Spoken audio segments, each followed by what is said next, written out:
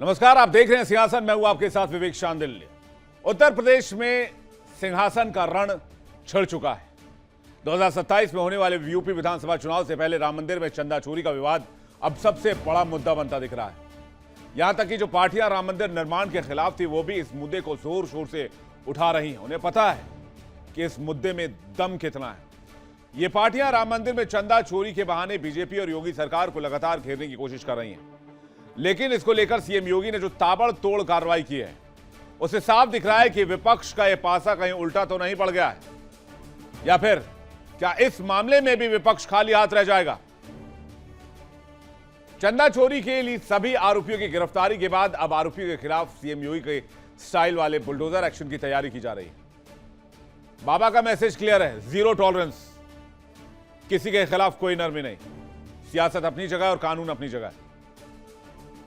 CM के ताबड़तोड़ action ने कर दिखाया कि अपराधी किसी भी धर्म का, किसी जाति, किसी वर्ग का, किसी पार्टी, किसी ट्रस्ट का ही क्यों ना हो, अपराध है तो फिर जीरो टॉलरेंस है। और फिर दूध का दूध और पानी का पानी भी, और उसके बाद बुलडोजर भी है। ट्रस्ट के अनुरोध पर एसआईटी जांच बिठाई है और मैं उन्हें इस बात के लिए कह सकता हूं कि एसआईटी जांच दूध का दूध और पानी का पानी करके रहेगी, उसमें कोई संदेह नहीं। प्रशासन ने चढ़ावा चोरी के आरोपियों के नए घरों पर बुलडोजर चलाने की तैयारी शुरू कर दिया। अयोध्या विकास प्राधिकरण ने ऐसे घरों की पहचान कर ली है जिनका नक्शा पास ही नहीं है या जिन्होंने नियम तोड़े हैं। उन आरोपियों के घर रेडार पर हैं। उन्होंने मंदिर में नौकरी के बाद बनवाए जुम्मन घर। इनमें आरोपी लव कुश मिश्रा का शहादतगंज में बन रहा मकान, अनुकल्प मिश्रा का कौशलपुर स्थित मकान पर बुलडोजर चलाए जाने की तैयारी बताई जा रही है। तो क्या बुलडोजर से चंदा चोरी का हिसाब होगा? हालांकि पब्लिक डिमांड तो यही था। आरोपी लवकुश मिश्रा के खिलाफ बुलडोजर कार्रवाई की तैयारी है। लवकुश की पत्नी के नाम पर बन रही बिल्डिंग को लेकर नोटिस जारी कर दिया गया। एडीए ने एक हफ्ते के अंदर जवाब मांगा है। 3 मंजिला आलीशान मकान बनवा रहा था लवकुश मिश्रा। पत्नी सुप्रिया मिश्रा के नाम पर लवकुश ने जमीन खरीदी थी। अक्टूबर 2025 में 1000 स्क्वायर फीट जमीन करीब 25 लाख रुपए में खरीदी। मकान बनाने में अब तक करीब 90 लाख रुपए खर्च हो चुके हैं। 20,000 की नौकरी करता था लवकुश मिश्रा। बताइए, कोई बात? और खेल यहां करोड़ों में चल रहा है। मकान की कीमत 1 करोड़ से ऊपर जा चुकी है। अयोध्या में 500 से ज्यादा वकील सड़क पर उतरे और चंपत राय, अनिल मिश्रा, गोपाल राव पर एफआईआर की मांग कर नारेबाजी शुरू कर दी। सिविल लाइन चौकी जाकर वकीलों ने 4 लोगों के खिलाफ शिकायत भी दी। वह इस मामले में एसआईटी अनिल मिश्रा से पूछताछ कर सकती है। चंदा चोरी के आरोपियों लवकुश मिश्रा और अनुकल्प मिश्रा की नियुक्ति में उनके रोल की पड़ताल करेगी। इससे पहले ट्रस्ट के महासचिव चंपत राय से रविवार को 3 घंटे की पूछताछ हो चुकी है। और आपको बता दें कि चोरी का मामला पहली बार 7 जून को सामने आया था, जिसके बाद यूपी सरकार ने हफ्ते भर के अंदर 13 जून को एसआईटी बना दी। 25 जून को एफआईआर हो गई। रमाशंकर यादव और टिन्नू समेत 8 आरोपियों को गिरफ्तार किया गया। और इसी दिन मंदिर ट्रस्ट के महासचिव चंपत राय और ट्रस्टी डॉक्टर अनिल मिश्रा ने इस्तीफा दे दिया। वहीं आरोपियों से 79 लाख की रकम वसूली जा चुकी है। अविनाश शुक्ला से 20,39,000 रुपए मिले हैं। 220 रुपए और जोड़ लीजिए। और 1,121 अमेरिकी डॉलर भी मिले हैं। इसको आप रुपया में कन्वर्ट करके आप हिसाब लगा लीजिएगा।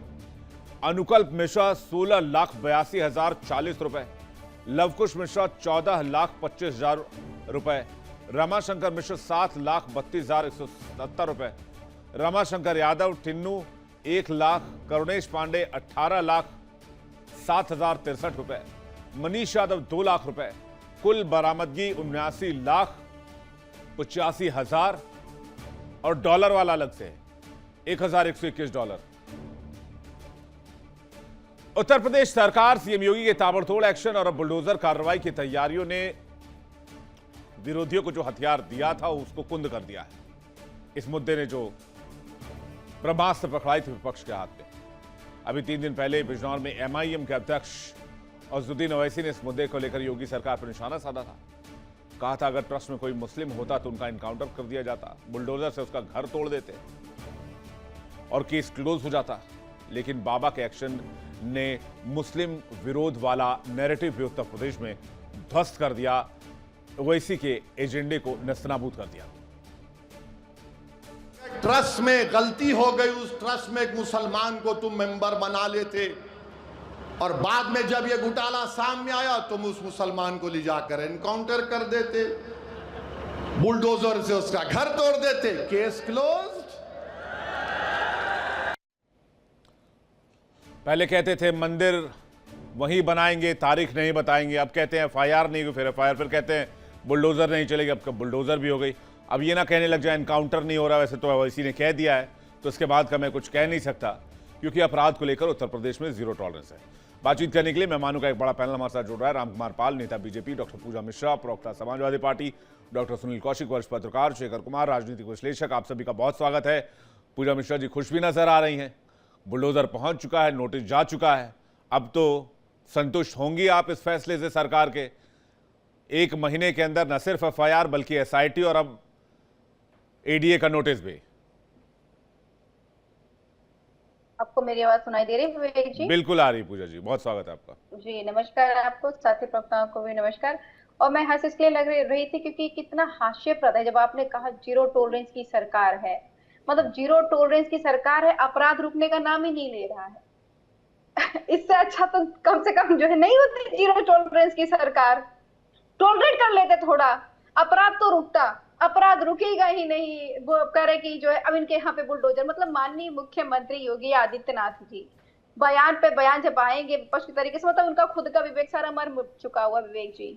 माननीय मुख्यमंत्री जी के पास में अपना कोई विवेक नहीं है, अपना कोई कार्यभार नहीं है। उनको जब कहीं से खबर मिलती है तो बोलते हैं कि अच्छा मर्डर हो गया हुआ है, अब ठीक है बुलडोजर चलना चाहिए। क्यों? क्योंकि लोग कह रहे हैं कि नहीं बाबा बुलडोजर नहीं चलाएं। उसके बाद में कहीं पे जो है किसी बेटी की आबरू लुट जाती है तो फिर हंगामा मचता है, तो फिर बाबा के पास में खबर पहुंचती है। बाबा हमारे वाकई में वनस्पति खा करके सोए रहते हैं शायद, क्योंकि बाबा तक जानकारी बहुत देर से पहुंचती है। फिर बाबा हमारे कहते हैं कि नहीं चलो अच्छा ऐसा हो गया है क्या, बुलडोजर चला देते हैं। अब फिर यहाँ पर कहा जा रहा है चलो बुलडोजर चला देते हैं, मतलब जस्टिस हो रहा है ये। और विवेक जी आप जैसे जो है महान जो पत्रकार है वो भी कह रहे हैं अरे जस्टिस हो रहा है, इसको जवाब दे दिया। क्या बात करते हैं, किसे जवाब दिया जा रहा है? हमारे देश में, हमारे उत्तर प्रदेश में भगवान श्री राम जी के नगरी में इतना बड़ा घटनाक्रम घटित हो गया हुआ है और 8 बलि के बकरे ढूंढ लिए गए हुए हैं। कहा जा रहा है इनसे प्रश्न पूछा, चंपत राय जी ने झूठ बोला हुआ था जब जो है 7 तारीख को एक्सपोर्ट पे जानकारी पहली बार बाहर निकल करके आई, तो चंपत राय जी ने एक झूठा वीडियो जारी किया और वीडियो जारी करते हुए कहा कि नहीं इस तरह की कोई घटना नहीं घटित हुई है।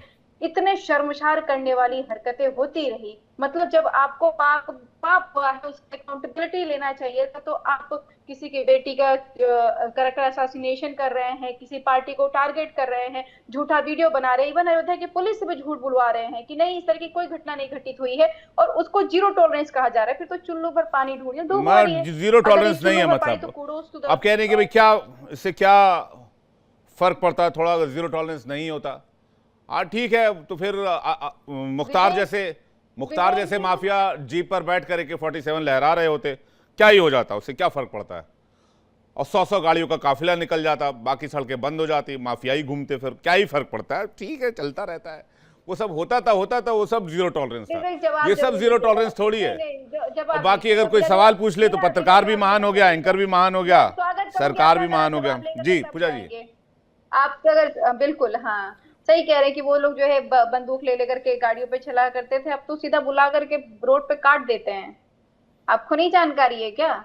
सीधे पहुंचते मुझे नहीं पता कौन सा व्यक्ति उत्तर प्रदेश में जीप के छत पर बैठकर AK-47 कंधे पर लटका कैसे करके घूम, मुझे नहीं पता, मैंने नहीं देखा। आपके पास हो विजुअल तो भेज दीजिए, मैं चला दूंगा। उत्तर प्रदेश में जो है इतनी हत्याएं हो रही, दिन दहाड़े हो रही है, सब आपको बुला करके स्वागत करके तब गला काट दे रहे हैं और हमारे योगी आदित्यनाथ जी को पता ही नहीं चलता है। उत्तर प्रदेश में क्राइम बहुत टॉप पे चल रहा है। किसी भी क्रिमिनल को मैं क्राइम पर सवाल पूछ लेता हूँ। रामकुमार पाल जी हैं, रामकुमार पाल जी। जी ठीक है, रामकुमार पाल जी, समय थोड़ा कम है, जल्दी से रामकुमार पाल जी। जी नमस्कार। नमस्कार सर। देखिए इनके पहली बात तो ये जो चंदा चोर हैं इनको हमारा कोई भी पक्ष बचाने का कार्य नहीं करता है और ना ही करेगा। हम कभी भी इसको राजनीतिक द्वेष की भाषा भी नहीं कहेंगे, क्योंकि 5 जून को इसी चंपक राय ने रिकवरी की थी, उस समय उनको FIR करना चाहिए था, उनकी गलती थी। ये गलती का उनको जो भी भुगतान है भोगेंगे। उन्होंने मानवता बहुत, देखिए आखिर में जांच होने के बाद ही पता लगेगा आज सर्टिफिकेट देना कोई बात अच्छी बात नहीं है, लेकिन इस केस को और मजबूत, चार्जशीट को और मजबूत बनाना है तो मैं आपके चैनल के थ्रू दीनानाथ वर्मा, महिपाल सिंह, सुरेंद्र शर्मा, इनको विटनेस बनाया जाए। ये पहले गिनती में थे, इनको किसने निकाला, क्यों निकाला? दीनानाथ वर्मा का तो आज तक सामान भी नहीं दिया और टुन्नू यादव ने, जो इनके जात के हिसाब से इनका बहुत बड़ा धनी है। और ये कह रही थी जो रोड पे काटने वाली बात, वही कुर्बानी के समय जिसने काटा था और रात में वीडियो कहा था कि मैं जेल जा रहा हूं, उसका क्या असर हुआ है जानती है। और आप ये भी देख लीजिए, सारे चरारे शरीफों पे जाते हैं और सारे कब्रिस्तानों में जाएंगे, मस्जिदों में जाएंगे, लेकिन राम मंदिर जाने का इनके पास समय नहीं है। अरे आई भाई, जिसके वंशज हो कृष्ण भगवान के यहाँ तो जाइए, वहां आंदोलन करिए, वहां पे बनवाइए। योगी जी ने चैलेंज किया है आपको, उस चैलेंज को स्वीकारिए। कृष्ण वंशज है आप लोग, और आप तो ब्रह्म है। ब्राह्मण एक ब्रह्म होता है, ब्रह्म इधर होता है, दिल में नहीं होता है। मतलब एक सेकंड पूजा जी, एक सेकंड पूजा जी, एक सेकंड पूजा जी, एक सेकंड पूजा जी, एक सेकंड में आ रहा हूँ पूजा जी, एक सेकंड। मतलब वहां भी टिन्नू यादव टाइप 4 बिठा देंगे फिर हिंदू बन के मथुरा, दिखाइए ना। मतलब मथुरा बन जाए अगर, नहीं रामकुमार पाल जी, मथुरा अगर बन जाए तो वहां भी टिन्नू यादव टाइप 4 बिठा देंगे फिर, पर इनको मान तो देंगे। देखिए इंडिया डेली 24/7 अब आपके स्मार्ट टीवी पर। इंडिया डेली मौजूद है सभी डिजिटल प्लेटफॉर्म पर लाइव और लगातार। इंडिया डेली 24/7 हर दिन राष्ट्र को समर्पित।